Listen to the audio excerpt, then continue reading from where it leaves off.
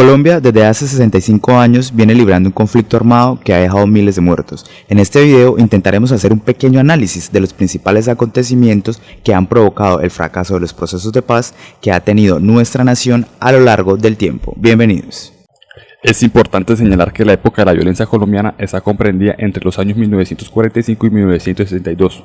Durante este lapso se hicieron dos tipos de guerrillas, las guerrillas burocráticas y las contraestatales. Meras solo tenían intereses políticos y eran manejadas por los partidos políticos tradicionales liberal y conservador, mientras que la segunda busca eliminar al Estado cambiando la economía y el gobierno. Las guerrillas contraestatales nacieron por la traición del Partido Liberal. Las Fuerzas Armadas Revolucionarias de Colombia FARC nacieron en el Tolima y fueron fundadas por Pedro Antonio Marín Rodríguez, alias Manuel Marulanda Vélez o Tiro Fijo, en el año de 1964. Las razones por las cuales se dieron este tipo de guerrillas fueron obviamente la traición del Partido Liberal, las zonas olvidadas por el Estado, vacío de poder, explotación agraria y obrera, injusticia social, bipartidismo y exclusión política, y la persecución política.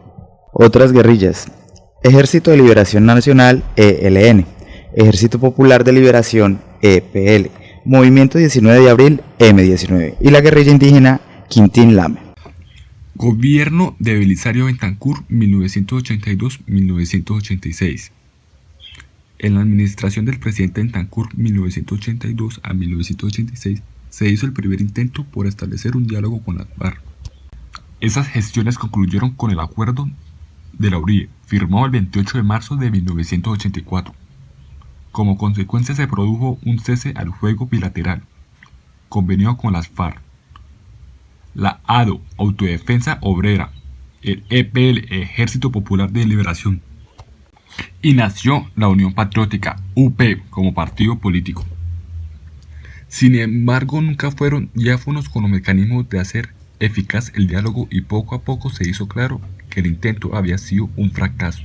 Según el gobierno, las FARC no solo nunca cesaron sus acciones ofensivas,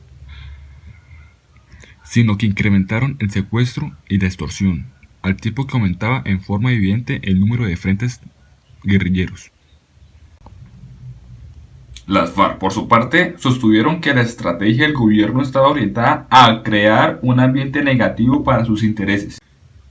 En suma, aunque el proceso se fundamentó en auténtico interés por alcanzar la paz, no existió consistencia metodológica necesaria para avanzar en las etapas definidas en el acuerdo.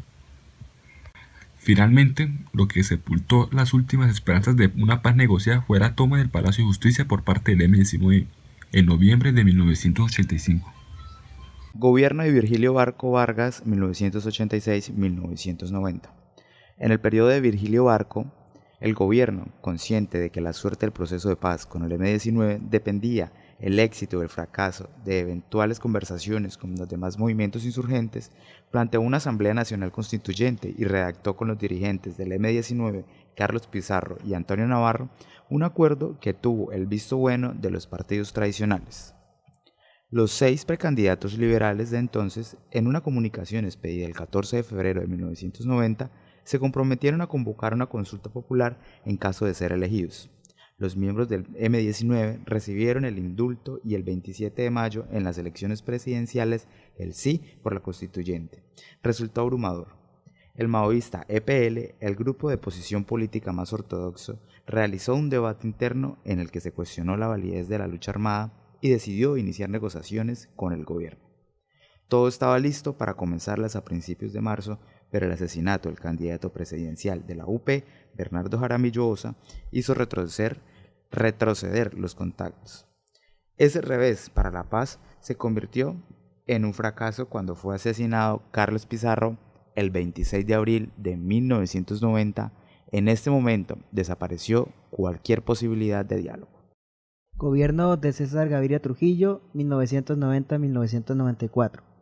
Durante la administración de César Gaviria se celebró la Asamblea Constituyente, con lo cual se posibilitó el proceso de desmovilización del EPL, el PRT, Partido Revolucionario de Trabajadores, el Frente Quintín Lame, el Comando Ernesto Rojas, la Corriente de Renovación Socialista, el Frente Francisco Garnica y 3 sectores de las milicias populares.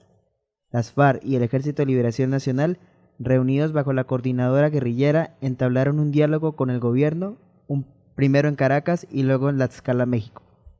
En la capital venezolana, las partes lograron por primera vez llegar a una agencia de negociación de 10 puntos, consiguieron acuerdos de mediación y verificación internacional y adelantaron un acuerdo de veedurías regionales. Asimismo, avanzaron en la exclusión del terrorismo y discutieron las modalidades posibles de cese al fuego, pero todo quedó suspendido por el atentado del que fue víctima el presidente del Congreso, Aurelio Irragorri. Las negociaciones se reanudaron en enero de 1992 en Tlaxcala.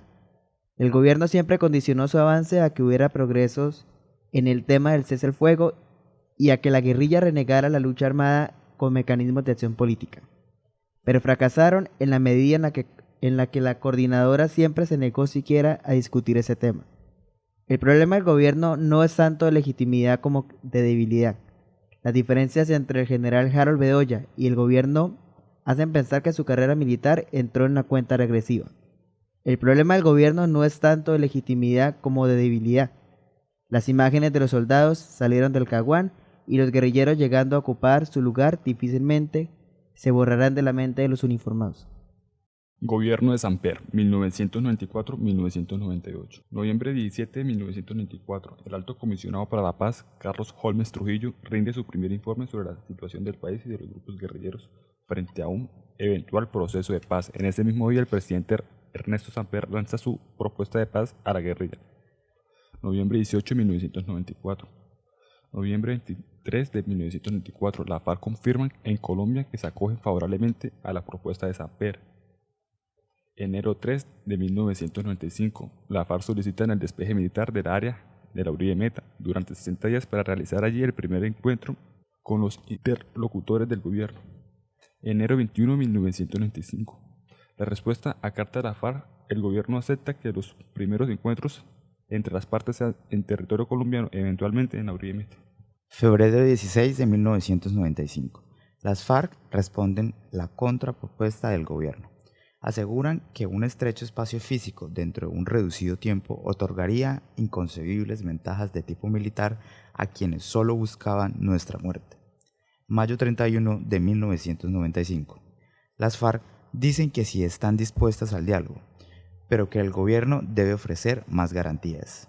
Junio 23 de 1995. El presidente Samper le pide a las FARC una muestra de real paz. Esto fue interpretado como la máxima propuesta de pacificación.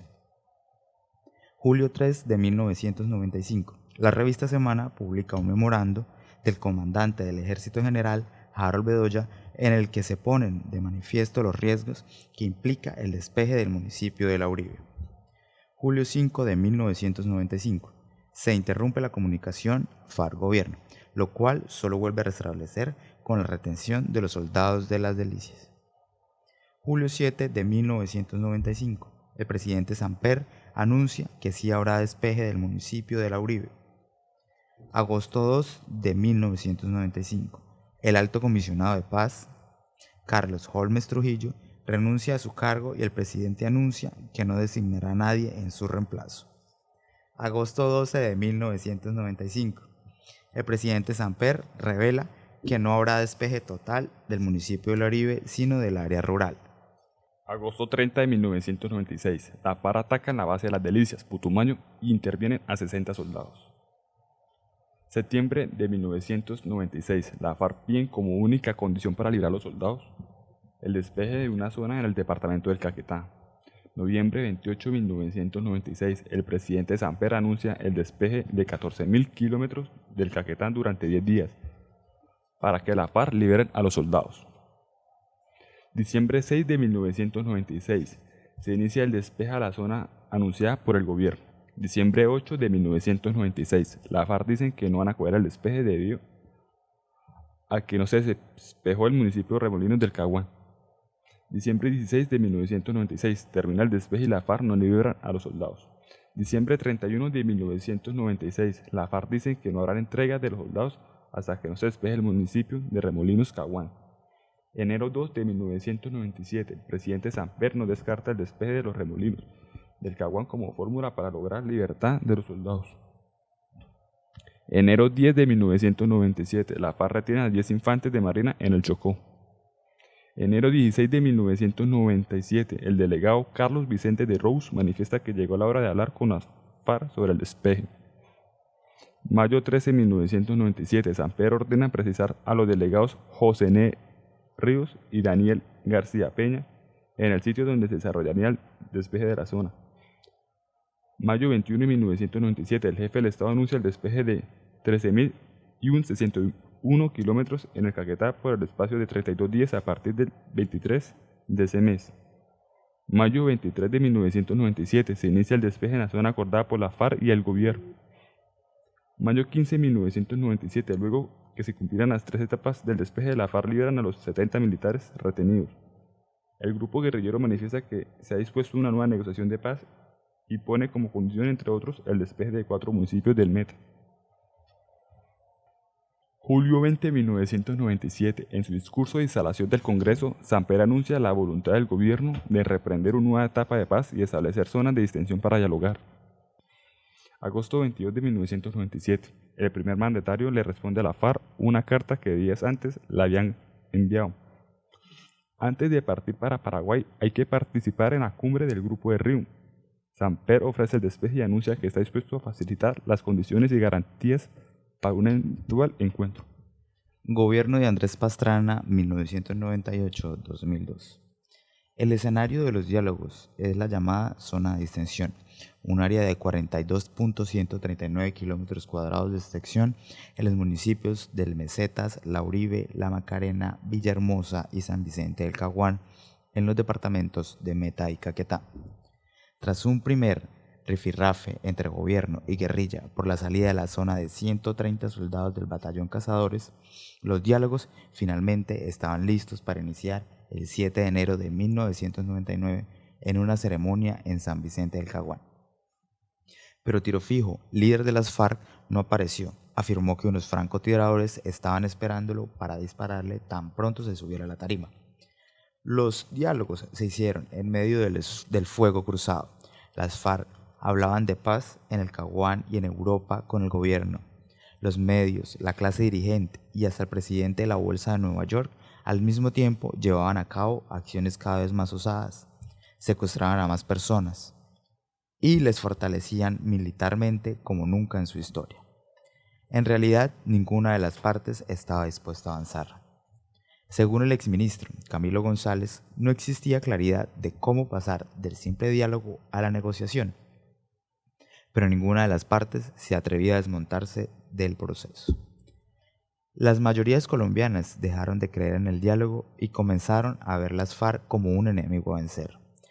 El temor de caer víctima de una pesca milagrosa crecía en los estratos altos y amenaza del Mono Jojoy, líder militar de esa guerrilla, de tomarse Bogotá parecía cada vez más cercana.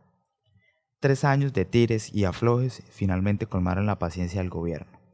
El 25 de febrero del 2002, luego de la retención de un avión en el que viajaba el congresista Jorge Eduardo Guechén, a quien secuestraron, Pastrana ordenó la retoma de la zona de distensión. Y para finalizar, vamos a hablar del proceso de paz actual que comenzó desde el año 2012.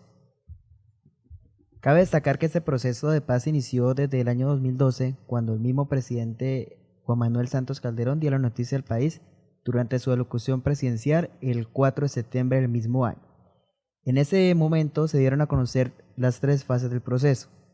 Primero estaba la fase exploratoria, en donde se definió la agenda cerrada, las reglas y el procedimiento, que es lo que desde el principio se firmó. Segundo, entraron las sesiones de trabajo reservadas y directas.